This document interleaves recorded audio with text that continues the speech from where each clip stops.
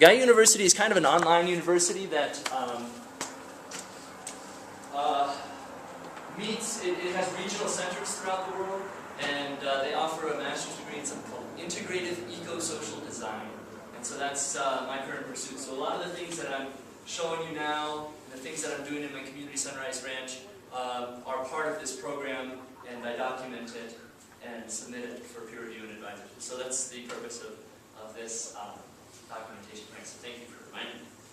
So these young guys were all local to the Garden. They weren't necessarily local to South Africa. Some were refugees from Zimbabwe, from different parts of Africa, coming together and being sponsored by the Department of Public Health from Wits University. An incredible compilation or compromise, collaboration between medical department of a university and a city garden, something that I anticipate is going to happen much more in the future.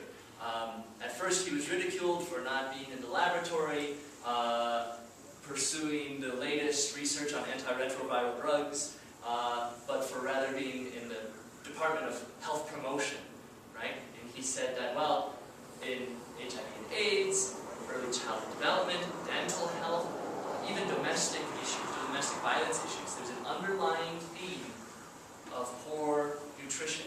And it's not that the habits are bad, but it's that the access to the good food is bad, is poor in the city here. And so as an attempt to reduce the number of clinical visits, right, in an effort of health promotion, this doctor is supporting a community garden. Like I said, at first his peers were kind of, what are you dabbling in this community garden for?